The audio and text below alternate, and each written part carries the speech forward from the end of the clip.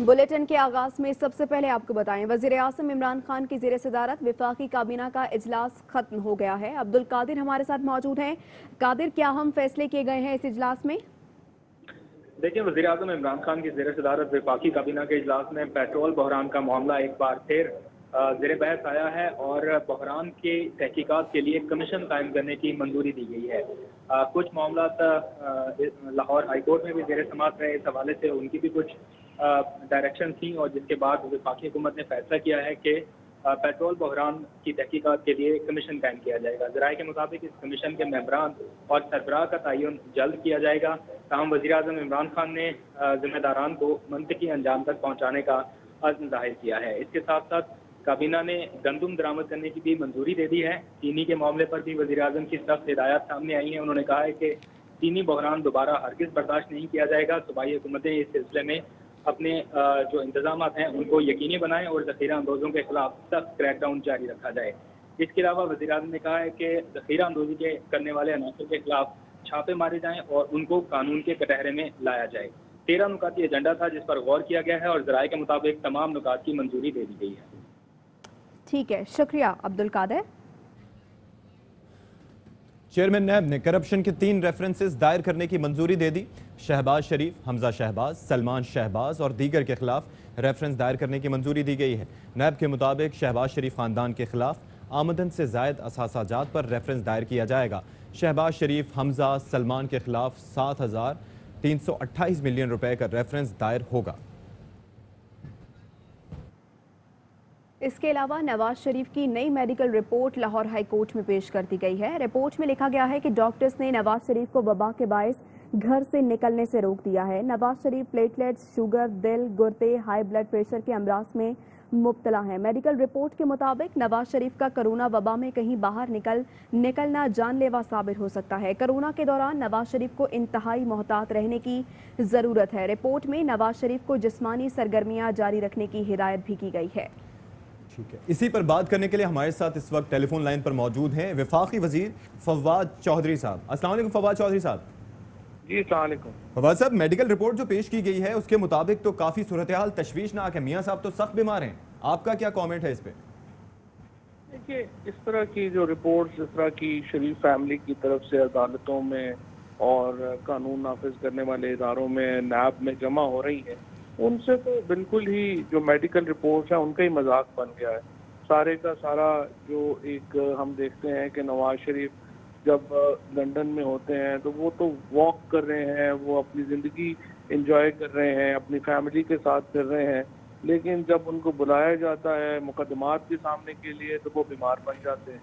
तो उनकी जो मेडिकल रिपोर्ट्स हैं उनके ऊपर तो उनके घर वालों को भी यकीन नहीं है और इसीलिए आपने देखा है कि उनका जो तमाम पार्टी है या जो इस वक्त पाकिस्तान की आवाम है वो नवाज शरीफ साहब की रिपोर्ट्स को बिल्कुल भी सीरियस लेने को तैयार नहीं है और अल्लाह उनको सेहत दे।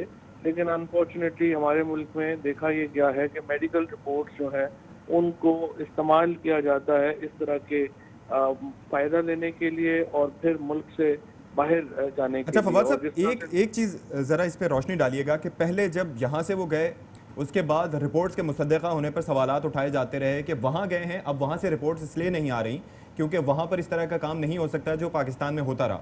इस तरह के इल्ज़ामात लगाए गए। अब ये जो मेडिकल रिपोर्ट आई है जो वहाँ के डॉक्टर्स की तरफ से भेजी गई है उसकी तस्दीक किस तरह से की जाएगी उसके मुसद्दक़ा होने पर? देखिए, नवाज शरीफ साहब की प्लेटों को लेके उनके चमचे कई तरह की बातें करते रहे हैं यहाँ पे, लेकिन हकीकत ये है कि ना तो उनकी प्लेटें ख़राब हैं ना प्लेटलेट्स ख़राब हैं और ये सिर्फ जो है उनकी चमचागिरी के लिए ही यहाँ पे सब कुछ हुआ है। अदरवाइज तो नवाज शरीफ साहब जो हैं वो बिल्कुल ठीक ठाक हैं अल्हम्दुलिल्लाह और उनका जो है वो जब सिर्फ उनकी बीमारी बड़ी सिलेक्टिव है, जब उनको बुलाया जाता है नैब के मुकदमात का सामना करने के लिए वो सिर्फ तब बीमार होते हैं, उसके बाद जो बिल्कुल ठीक ठाक होते हैं। तो मैं ये समझता हूँ कि ठीक है अल्लाह उनको दे सब कुछ हो, लेकिन इशू ये है कि इस वक्त जो नवाज शरीफ साहब की तरफ से जो मेडिकल का जो सहारा लेना है वो एक सिलीसन मजाक बन गया है और उससे पाकिस्तान के लोग भी मुतमईन नहीं है और कोई भी पाकिस्तान में इससे मुतमईन नहीं है। तो मैं ये समझता हूँ कि बजाय इसके कि आप रोज़ाना एक मेडिकल रिपोर्ट ऐसी भेजें जिससे मजाक बने, पाकिस्तान के अदालती निज़ाम का मजाक बने, उससे बेहतर ये है कि आप अपना जो केसेस हैं उनका सामना करें आके, और अपने केसेस हैं उनको मेरिट के ऊपर ख़त्म करें। मैं तो पहले भी ये कह चुका हूँ कि हमें कोई किसी को शौक नहीं है नवाज शरीफ साहब को जेल में रखने का। सिर्फ ये है कि वो अपना जो पैसे बनते हैं पाकिस्तान की आवाम से, ठीक है, वो पैसे वापस करें और अल्लाह खैर सर। ठीक है, बहुत शुक्रिया आपका फवाद चौधरी साहब। और नवाज शरीफ की मेडिकल रिपोर्ट पर डॉक्टर शहबाज गिल का रद्द-ए-अमल, कहा ना ऐसे ना करें, ये तो ज्यादती है बाऊजी के साथ। कितनी मुश्किल से जाली रिपोर्ट्स बनाकर ड्रामा रचा कर तो लंदन पहुंचे, अब डॉक्टर कॉफी शॉप्स पर जाने से कैसे मना कर सकते हैं? घर पर तो मियां साहब का दम घुटता है, वैसे भी जो प्लेटें लंदन की सड़कों बाजारों में मिलती हैं वो यहाँ कहाँ मिलती हैं?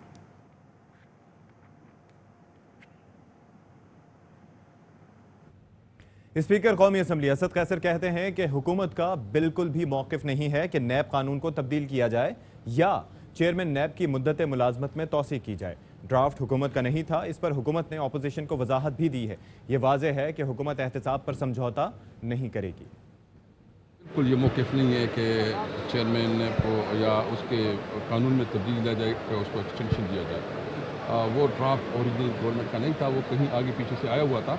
बहरहाल वो गवर्नमेंट ने रेक्टिफाई किया है और उसने एक्सप्लेन किया है अपोजिशन को। पाकिस्तान के लिए बहुत क्रिटिकल सिचुएशन है कि FATF में ये कानून साजी ज़रूर करनी है, और उसके लिए सारा कुछ ये तकरीबन 15 लेजिस्लेशन है जो इसके थ्रू होना है। इसमें सिर्फ एक नेब का नहीं है। दूसरा ये कि नेब के हवाले से सुप्रीम कोर्ट के भी डिसीजंस आ चुके हैं, और सुप्रीम कोर्ट ने भी कुछ डायरेक्शन दी हैं, और इसके साथ साथ जो है ना गवर्नमेंट ने खुद भी एक ऑर्डिनेंस किया था, और इस पर तो बिल्कुल क्लियर है कि तहरीक इंसाफ अपने कोर इशू पे एहतसाब पे कोई कंप्रोमाइज़ नहीं करेगी। इस मुल्क का सबसे बड़ा मसला जो है करप्शन है। जब तक करप्शन का खात्मा न हो तो उस वक्त तक जो है मुल्क आगे नहीं बढ़ सकता। और chairman people's party Bilawal Bhutto Zardari आज शहबाज शरीफ और मौलाना फजलुर रहमान से अलहदा मुलाकात करेंगे। बिलावल भुट्टो और मौलाना फजलुर रहमान की मुलाकात आज शाम 4 बजे होगी और शहबाज शरीफ से शाम 6 बजे मुलाकात करेंगे। मुलाकात में महंगाई, बेरोजगारी, अवामी मसाइल पर अपोजिशन के इकदाम पर मुशावरत होगी। शहबाज शरीफ और बिलावल भुट्टो ईद के बाद होने वाली APC और अपोजिशन जमातों में अब तक की मशावरत का जायजा लेंगे। लाहौर की ताजिर बरादरी ने पंजाब हुकूमत का लॉकडाउन का फैसला मुस्तरद करते हुए मार्केटें खोल दी। जिले हुकूमत और पुलिस का एक्शन, दर्जनों दुकानें सील कर दी गईं। ताजरों और जिले इंतजामिया के दरमियान मुज़ाकरात नाकाम हो गए। हुकूमत की जानिब से ईद उल अजहा के मौका पर कोरोना फैलाव को रोकने के लिए लॉकडाउन के फैसले को ताजर बरादरी ने मुस्तरद कर दिया। अंदरून शहर Anarkali, Shah Alam market, cantt division और चुंग बाजार समेत मुतादिद मुकामात पर ताजरों ने मार्केटें खोल ली। मार्केटें खुलते ही जिली इंतजामिया और पुलिस हरकत में आ गई। चंद मुकामात पर ताजरों और हुकूमत के दरमियान मुज़ाकरात नाकामी का शिकार रहे। Shah Alam market, Anarkali, Cantt, Shalimar division और रायविंड में दुकानें बंद करा दी गईं। ये अचानक लॉकडाउन है, ये हमें तबाही के दहाने पे ले आया है और ये सब दुकानों को खोलने का मुतालबा करते हैं। अभी बहुत दिन पड़े हैं ईद के लिए, हमारी दुकानों को खुदारा खोलने दें, हमें रोजगार कमाने दें। ये अवाम के साथ, ये दुकानदारों के साथ ज्यादती की जा रही है। ये किसी भी किस्म का कोई इन्होंने रियायत नहीं दी हमें। पहले हमने इनका ताउन किया, अब हमारे साथ ये ज्यादती कर रहे हैं। ज़राए के मुताबिक पंजाब हुकूमत ने लॉकडाउन पर अमल दरामद के लिए जिली हुकूमत और पुलिस को फ्री हैंड दे दिया है। सूबाई वजीर कानून राजा बशारत ने चीफ सेक्रेटरी और दीगर के हमरा लॉकडाउन का जायजा लेने के लिए मुख्तलिफ इलाकों का दौरा किया और ताजरों से ताउन की अपील की। कैमरा टीम और साथी रिपोर्टर अहमद खोखर के साथ ख्वाजा नसीर, ARY न्यूज़, लाहौर। लाहौर में लॉकडाउन का मामला, शाह आलम की मोती मार्केट में ताजरों का एहतजाज वक्फे से जारी है। ताजिर और मुलाजमीन दुकानों के बाहर जमा है। मुख्तलिफ मार्केट्स खुली हैं। पुलिस और जिला इंतजामिया दुकानें बंद करवाने में मसरूफ है। क्या सूरत हाल है वहाँ पर, बात करेंगे। हमारे साथ हमारे नुमाइंदे अहमद खोखर मौजूद है। अहमद, बताइएगा क्या सूरत हाल देख रहे हैं और ताजिर के क्या मुतालबात हैं? देखिए, हम इस वक्त मोती बाज़ार में मौजूद हैं और ये एशिया की एक बड़ी मार्केट है जूतों की। मुकम्मल तौर पर ये मार्केट इस वक्त बंद है। सुबह के पहर जो है यहाँ पर दुकानें खोलने की जैसी कोशिश की तो फिर पुलिस आ गई और फिर इन दुकानों को बंद कर दिया गया। ऐसे ही शाह आलम मार्केट में सूरत हाल रही और हाल रोड पर भी ऐसी सूरत हाल रही है। फीस सेंटर भी बंद है, जबकि लिबर्टी मार्केट भी बंद है। और रंग महल में जो है बाकायदा इस तरह ही दुकानें खोलने की कोशिश की तो वहाँ पर भी पुलिस आ गई। ताजिर बरादरी जो है वो लाहौर के मुख्तलिफ इलाकों में सरापा एहतजाज है। यहाँ पर भी सुबह से लेकर अब तक तकरीबन 3 एहतजाज हो चुके हैं। इस वक्त भी दुकानों के बाहर ताजिर बरादरी खड़ी हुई है और जो मुलाजिम है वो भी खड़े हुए हैं और यही अपील कर रहे हैं कि किसी भी तरीके से कि जो हुकूमत की जानिब से लॉकडाउन कहा गया है, लॉकडाउन किया जा रहा है, उसके हवाले से कह रहे हैं कि उसको मुस्तरद करते हैं ये और इनकी अपील है हुकूमत से कि ये किसी भी तरीके से लॉकडाउन का फैसला वापस कर लें। इस वक्त जो सदर बाजार है वहाँ पर भी ताजिर बरादरी सरापा एहतजाज है और थाना नॉर्थ कैंट के बाद जो है वो पहुँच चुके हैं, जबकि लिबर्टी मार्केट में जो है दुकान खोलने की कोशिश की तो वहाँ पर भी जो SP है वो खुद मौके पर पहुँचे और उन्होंने उनसे रिक्वेस्ट की कि किसी भी तरीके से दुकानों को बंद किया जाए, क्योंकि कानून कोशिश कर रहा है कि लॉकडाउन को यकीनी बनाया जाए, जबकि ताजिर बरादरी इस बात पे बाजिद है कि वो बिल्कुल किसी किस्म का एहतजाज जो है वो कर रहे हैं और लॉकडाउन को वो एक्सेप्ट नहीं कर रहे। और गुज़िश्ता रोज़ भी ताजिर बरादरी ने बाकायदा एहतजाज किया था और उन्होंने कहा था कि वो हुकूमत के फैसले को मुस्तरद करते हैं और इसी वजह से आज भी जो है लाहौर की मुख्तलिफ अहम मार्केटें जैसे कि हाल रोड हो गया और जो रंग महल और दीगर मार्केट में वहाँ पर एहतजाज जारी रहा। जी बहुत शुक्रिया अहमद, आप कर रहे थे। लाहौर के इलाके टाउनशिप में मोबाइल मार्केट के दुकानदारों ने दुकानें खोल ली। दुकानदार मोचीपुरा चौक में सड़क ब्लॉक करके एहतजाज कर रहे हैं। तफसील जानते हैं शहजाद मलिक से। जी, इस वक्त मैं मोचीपुरा चौक टाउनशिप में मौजूद हूँ, जहाँ पर दुकानदार लॉकडाउन के खिलाफ उन्होंने सड़क ब्लॉक की है और यहाँ पर एहतजाज कर रहे हैं। उनका यही कहना है कि लॉकडाउन नामंजूर। इस वक्त हमारे साथ मुजाहिरीन मौजूद है, उनसे पूछते हैं। ये हुकूमत की जो माशी मामला हैं ये बहुत ज़्यादा ख़तरनाक है और ये अचानक लॉकडाउन है, ये हमें तबाही के दहाने पे ले आया है और ये सब दुकानों को खोलने का मुतालबा करते हैं। अभी बहुत दिन पड़े हैं ईद के लिए, हमारी दुकानों को खुदारा खोलने दें, हमें रोजगार कमाने दें। ये अवाम के साथ, ये दुकानदारों के साथ ज्यादती की जा रही है। ये किसी भी किस्म का कोई इन्होंने रियायत नहीं दी हमें। पहले हमने इनका ताउन किया, अब हमारे साथ ये ज्यादती कर रहे हैं। लॉकडाउन खोला जाए और SOPs के तहत वो अपना कारोबार करेंगे और वो ये करेंगे। तो सिर्फ लाहौर ही नहीं बल्कि पंजाब के छोटे बड़े कई शहरों में ताजिरों ने लॉकडाउन को मुस्तरद कर दिया है, जहां एहतजाज और धरने भी दिए जा रहे हैं। कई मकामात पर दुकानें सील कर दी गई हैं, जबकि कहीं ताजिर डट गए हैं।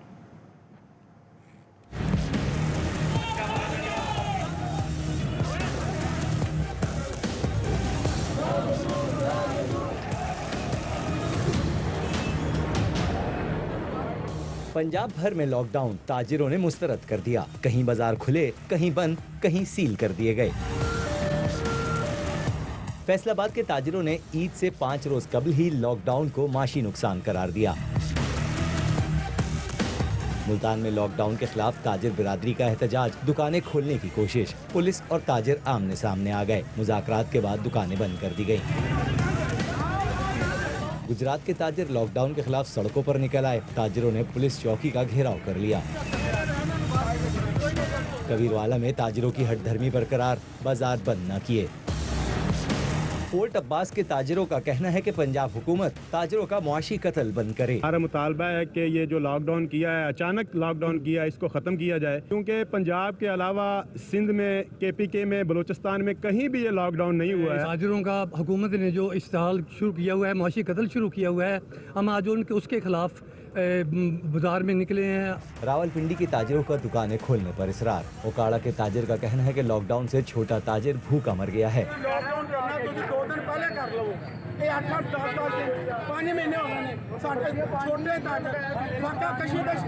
गुजरावाला में ताजिरों ने लॉकडाउन के फैसले को हवा में उड़ा दिया। शटर गिराकर कारोबार जारी, इंतजामिया खामोश। वजीराबाद, सरगोदा, मियां चुन्नू में भी ताजिरों के मुजाहरे। पुलिस ने लॉकडाउन की खिलाफ वर्जी पर कुछ दुकानदारों को हिरासत में ले लिया है। वक्त तो एक ब्रेक का, ब्रेक के बाद हाजिर होंगे।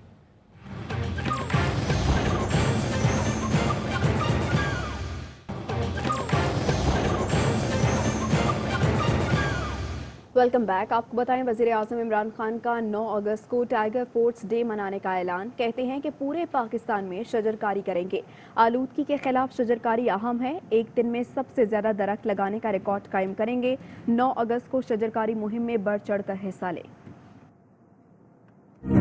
9 अगस्त को हम सारे पाकिस्तान में एक टाइगर फोर्स दिन बना रहे हैं, लेकिन ये इस दिन का मकसद क्या होगा? सारे पाकिस्तान में हम शजरकारी करेंगे। 10 अरब दरख्त लगाने हैं इंशाल्लाह 2023 तक। पाकिस्तान में दरख्त लगाना 2 वजह से जरूरी है। एक के जो हमारे शहरों के अंदर आलूदगी पोल्यूशन बढ़ रही है। पाकिस्तान वो मुल्क है, जिस तरह मैं बार बार बता चुका हूँ, ग्लोबल वार्मिंग 10 उन मुल्कों में से जो सबसे ज्यादा मुतासर है उसमें पाकिस्तान है। मैं भी शामिल होऊंगा इसमें, सारी टाइगर फोर्स हमारी शामिल होगी और मजीद जो भी टाइगर फोर्स का हिस्सा बनना चाहते हैं, मैं चाहता हूँ आप रजिस्टर हो, रिकॉर्ड कायम करेंगे। एक दिन में सबसे ज्यादा दरख्त इस मुल्क की तारीख में लगाए जाएंगे।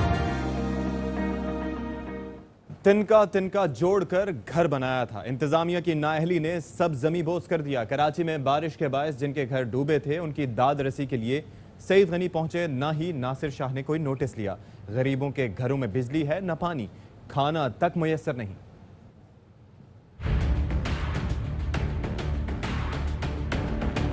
कुछ भी नहीं बचा मेरा तो, जिंदगी भर की जो कमाई है हमारी सब तबाह बर्बाद हो गई और यहाँ पे आके कोई पूछता भी नहीं है और अभी कोई नहीं आया इधर।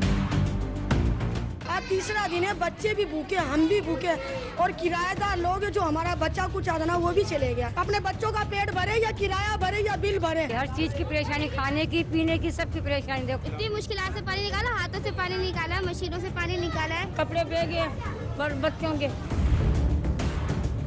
लीडर लोग तो आगे नहीं देखेंगे इधर लोग, अल्लाह के आसरे पे कर रहे हैं। तो ये 3 दिन से लाइट नहीं है सर, ना गैस है, पानी में ना निकल सकते ना जा सकते घर पे। जो रह गया, जो चले गया। बाकी घर की छतों पर जाहिर सी बात है बिजली नहीं आएगी, घर की छतों पर ही होंगे। सर से ऊपर पानी भरा हुआ, पूरे इलाके में कीचड़ भरा हुआ। अब तक 3 दिन से कोई भी सामने नहीं आया।